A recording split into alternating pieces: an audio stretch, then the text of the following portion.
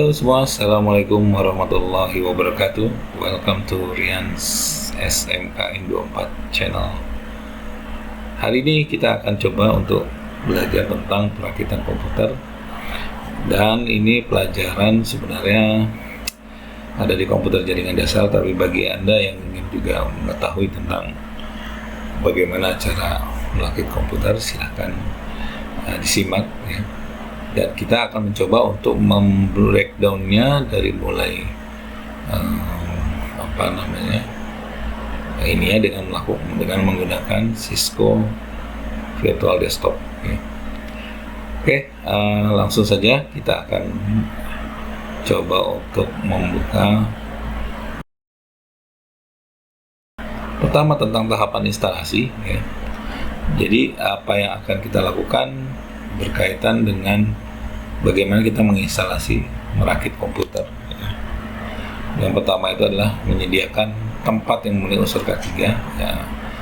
Kalau misalkan kita mau ngeset sesuatu berkaitan dengan perangkat-perangkat elektronik, alangkah lebih baiknya kita menyiapkan sejenis karpet antistatik ya. Itu agar komponen motherboard dan prosesor itu aman dari listrik statis yang bisa masuk komponen. Lalu kita siapkan komponen-komponen awal perakitan, apa saja komponennya, nanti kita juga akan coba lihat bagaimana komponen-komponen ini juga kita perlukan dan kira-kira fungsinya seperti apa nanti. Lalu prosesor, ada motherboard, RAM, thermal paste, dan lain-lain. Ya, ini untuk persiapan awal dulu ya. Jadi mempersiapkan casing dan power supply. Nah, untuk kemudian di luar casing, pastikan prosesor itu sesuai dengan soket. Artinya kalau kalian membeli prosesor AMD, maka pastikan soketnya bisa menerima prosesor tersebut. Ya, ada tipe-tipe soket yang kalian juga perlu ketahui, dan itu sudah saya bahas sebelumnya. Lalu kemudian prosesor-prosesor apa yang kemudian cocok dengan itu, dan itu juga terkait juga dengan bagaimana performansi yang nanti akan kita ini kan. Semakin bagus prosesornya tentu akan semakin mahal kita harus beli ya. Dan ini karena memang kita berbicara tentang desktop, berarti kita bisa katakan bahwa kita sedang melakukan perakitan komputer sendiri dengan membeli barang-barangnya secara individual ya, tidak berupa paket yang sudah jadi. Nah, lalu kemudian thermal paste ya. Thermal paste yang kemudian kita pakai nanti itu adalah untuk kemudian memastikan bahwa panas yang kemudian dihasilkan dari prosesan di prosesor itu bisa sampai kepada heatsink dan dibuang langsung oleh fan, supaya tidak kemudian membuat prosesornya itu overheat ya.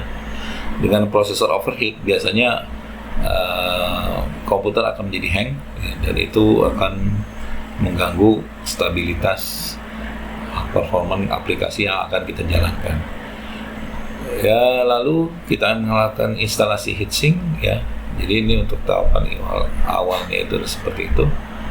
Pastikan terkunci betul. Nanti bagaimana kita menguncinya akan kita coba ini kan ya.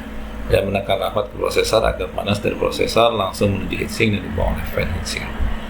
Yang terakhir, instalasi RAM. Untuk tahapan awal ini pastikan notch, nanti lubang-lubang yang menentukan posisi dari tipe RAM tertentu itu ada di tempatnya ya. Artinya jangan kita paksakan.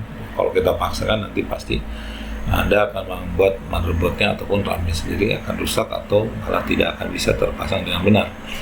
Nah, untuk misalkan Anda punya RAM dengan spesifikasi DDR3, maka pastikan soketnya juga ada DDR3 untuk sama seperti itu.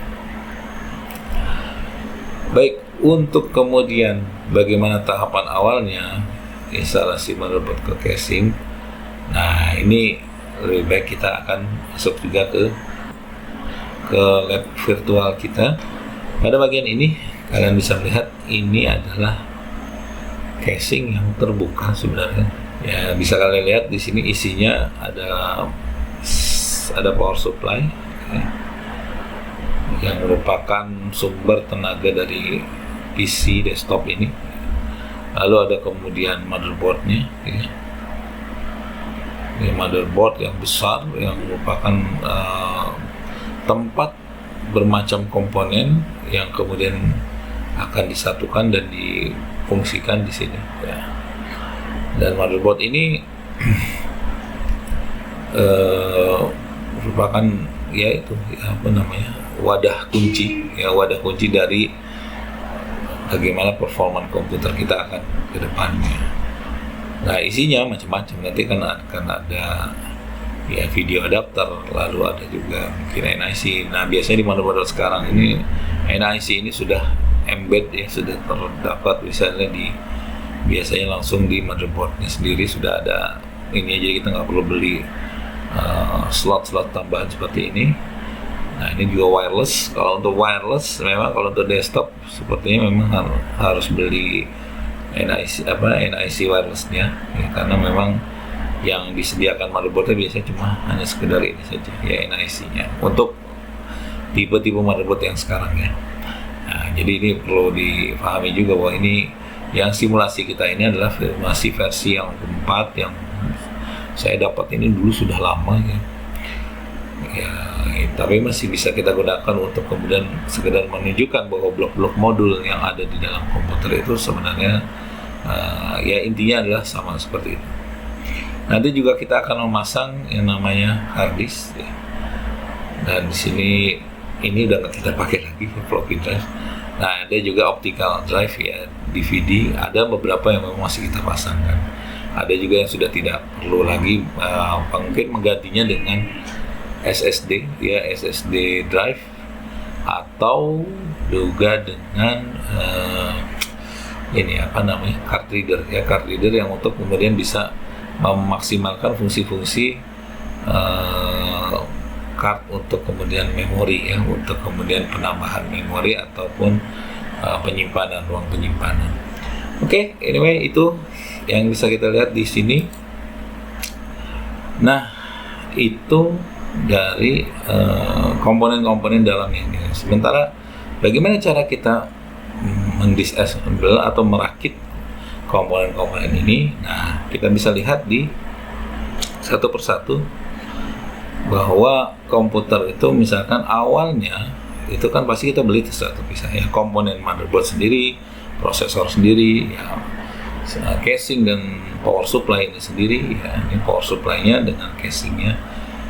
Jadi kalau misalnya kita mau beli casing seperti ini dengan power supply-nya, tentunya nanti akan ditawarkan berbagai macam jenis dan merek, ya, baik itu dari sisi ukuran maupun tipe, maupun kemudian ada yang transparan, ya, bahkan pakai ini dan lainnya. Terus ada juga yang kemudian motherboard tertentu bisa dilakukan prosesornya sendiri. Untuk pendinginan ya nggak selalu pakai heatsink, tapi sudah pakai liquid, ya, pendinginan air, pendinginan cairan. Nah, pendinginan cairan ini itu butuh instalasi lebih lagi nanti. Biasanya juga itu terkait dengan pendinginan VGA-nya, ya. Karena VGA card itu juga ada prosesor yang harus didinginkan. Dan itu kalau misalkan dia sistemnya pendinginan coolingnya pakai liquid, biasanya digabung, kayak gitu. Nah, ini intinya begitu, ya. Nanti kita akan lihat ke depannya itu terekspansi dan kita melakukan perakitan komputer yang memang super banget, ya, untuk kemudian aktivitas yang high speed dan sangat butuh resource yang bagus. Ya, anyway, balik ke sini. Ini casing dulu. Kita akan lihat bahwa intinya di sini ada power supply. Power supply itu apa? Power supply itu pencatu daya, ya. Artinya komputer itu sebenarnya device-nya itu semua saling membutuhkan yang namanya daya dan juga membutuhkan namanya aliran data. Jadi kalau misalkan tidak ada catuan daya, maka komponen kalian itu tidak akan bisa berfungsi. Bagaimana mungkin hard disk bisa berfungsi kalau dia nggak dicatu oleh daya? Demikian juga bagaimana mungkin CD-ROM atau CD drive, CD-RW, ya, atau juga VGA dan lain-lain itu tidak tidak bisa berfungsi kalau tidak adanya catu daya. Nah, inilah catu daya ini yang akan memberikan peranan penting. Dan kalian akan nanti cocokkan mungkin untuk power supply dari catu daya ini ada yang sudah masuk ke dalam kita pembeli ketika kita membeli casing ya. Ada juga yang kita belinya secara terpisah ya. Kalau ini standar sekali ya. Ini ada fan-nya, ini ada AC power-nya ya. Jadi ini standar. Mungkin kalau untuk sisi wattnya ya ini outputnya paling 500 watt ya untuk sisi watt. Tapi oleh sisi ketahanannya, terus apakah kemudian dia menghasilkan daya yang continue bagus ya, ke motherboard dan lain-lain. Nah, itu juga biasanya berbeda-beda dengan merek dan harga tentunya ya. Nah, jadi ini yang disebut dengan power supply itu ininya ya. Nanti ini akan dimasukkan ke casing seperti ini dan kemudian dimur ya, supaya kencang. Dan nanti kita belakang ini adalah kabel-kabel yang akan nanti menghubungkan ke setiap device dan motherboard. Lalu setelah itu apa? Tentu kita akan coba motherboardnya ya. Nah, motherboard ini intinya ini udah terpasang ya. Saya mau lepas dulu satu-satu semua ya. Kita lepas RAM-nya, kita lepas ininya ya. Nah, oke, bisa lihat sini ini ada soket dari prosesor yang akan kemudian kita pasang ya. Prosesor seperti apa? Prosesor seperti ini ya. Nah, inilah yang mahal sebenarnya dari prosesor ya. Untuk i3, i5, f7 ya, untuk gen yang ke-10, ke-9 itu masih mahal ya. Ya, istilahnya kalau misalkan budget kamu buat komputer rakitan tuh 4 jutaan ya, mungkin i7 dapat sih ya, tapi yang lainnya, komponen lain tuh murah-murah jadinya ya. Ya, inilah yang kemudian jadi kalian harus tahu ini prosesor. Nah, ini di bawahnya, lihat di sini ada notch-nya ya. Ada lekukan ini. Nah, ini nggak akan mungkin terbalik kita pasangnya, karena lekukan ini nanti menentukan di mana posisinya. Dia nggak mungkin ini masangnya gimana, madep kiri, madep kanan. Nah, itu nggak bisa gitu. Tapi dia sudah ada notch-nya, ini pasti nanti akan dipasang sesuai ya. Jadi nanti ini masukkan ke sini, kita lihat. Nah, seperti itu. Lalu kemudian dikunci ya. Pengunciannya ini harus betul-betul nekan ya, karena dia nanti dikait di sini dan dia kayak semacam pegas ini. Jadi untuk nekan prosesor itu betul-betul terkunci dengan soketnya. Nah, sebelum kita pasang heatsink, biasanya kita kasih thermal compound dulu ya. Nah, ini kayaknya animasinya tidak bisa didukung. Anggaplah itu sudah dimasukkan ke situ. Jadi kita lihat ini yang akan kita jadikan heatsinknya ya. Nah, yang tadi saya bilang tentang pendinginan liquid itu ya, itu istilahnya bukan ini yang nanti dipasang, tapi betul-betul ada sistem pompanya, sistem pompa liquidnya. Tapi yang ini standarnya seperti ini ya. Nanti yang akan kita lihat di komputer kebanyakan itu ya seperti ini. Nah, lihat ini di bawahnya, inilah yang akan ditempelkan persis ke prosesor ya, ditempelkan ke prosesor. Dan sebelum ditempelkan, kalian kasih kompon dulu. Nah, kompon yang abu-abu nih. Jadi kenapa ini ada abu-abu, ini komponnya ya. Jadi nanti komponen taruh sini. Atau juga di atas CPU-nya juga bisa ya, di sini kalian akan lihat. Nah, ini yang abu-abu ini adalah thermal compound ya. Dia masuk dalam bentuk lingkaran supaya nanti ter-attach langsung ke heatsinknya. Heatsinknya ini adalah seperti ini ya. Oh, ini di atasnya, ini bawahnya ya. Nah, ini buat fan-nya dia butuh powernya ini akan disupply bukan dari power supply tapi dari motherboard ya, karena nanti dia masukkan ini ke motherboard ya, di sini nih. Nah, ini yang ini 3. Jadi coba kita masukkan ya. Lalu kita kunci titik 4 ininya ya, itu untuk kemudian memastikan tekanannya betul-betul dia tertekan. Nah, baru kemudian kita masukkan ini ke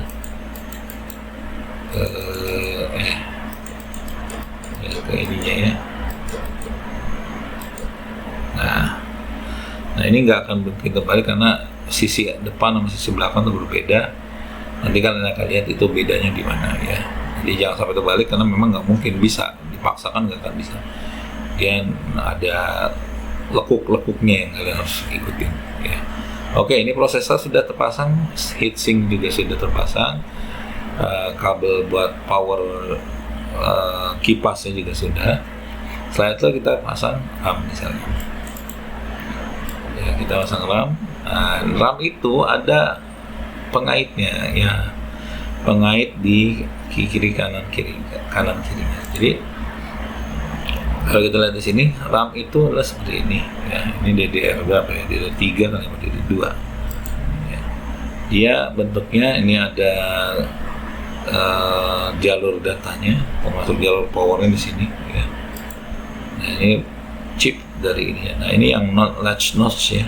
Notnya ini yang akan dikunci nanti oleh pengait yang ada di soketnya, soket RAM ya. Nah ini di bawah ada DIMM connector ya. Nah ini adalah single key notch. Nah ini yang membedakan DDR1, DDR2, DDR3 ya, DDR4 letak posisinya akan berbeda-beda. Jadi kalau kamu beli DDR3, motherboardmu cuma punya soket RAM DDR2 atau DDR4 ya nggak bisa dipakai ya, wassalam. Karena apa? Karena titik ini nanti beda ya, nanti agak geser ke kanan, dia agak geser ke kiri ya. Jadi inilah yang menyebabkan kalian kalau mau ganti RAM hati-hati, pastikan dulu bahwa dia adalah tipenya sama dengan soket yang kalian punya. Oke, jadi kita masukkan kunci dan selesai ya. Baik, resume-nya apa nih? Ya artinya kalian sudah coba tadi mencoba merakit komputer, komponen-komponen yang kalian tahu, fungsi-fungsinya ya, juga ada beberapa fungsi-fungsi yang kemudian kita sudah coba buat tadi. Lalu ada juga yang berkaitan dengan apa itu matchkan antara komponen dengan port atau dengan soketnya ya. Jadi hati-hati kalau untuk pemasangan ini kita harus betul-betul free static ya, listrik ya. Jadi harus ada pakai static mat atau kita ada di lingkungan yang memang bersih, tidak ada basah, dan baru kita merakit komputer dengan benar di situ. Kalau itu sudah terakit semua, usahakan masing-masing kita tahu sudah berfungsi baik. Misalkan kabel ya, kalau baru rata-rata nggak ada masalah, apalagi versi dari ini. Tapi kalaupun ada masalah, kita curiganya dari luar dulu, baru kemudian kita ke dalam komponen ya. Artinya luar itu apa? Misalkan kalau masalah nggak layar itu nggak hidup, cek dulu kabel powernya, jangan-jangan powernya belum nyala dan lain-lain ya. Oke, itu saja yang bisa saya sampaikan di video kali ini. Kita akan lanjutkan beberapa detail nanti ya, tentang operating system kita akan instalasi ya, mudah-mudahan akan dibahas di channel ini juga. Oke, sekian, terima kasih. Assalamualaikum warahmatullahi wabarakatuh.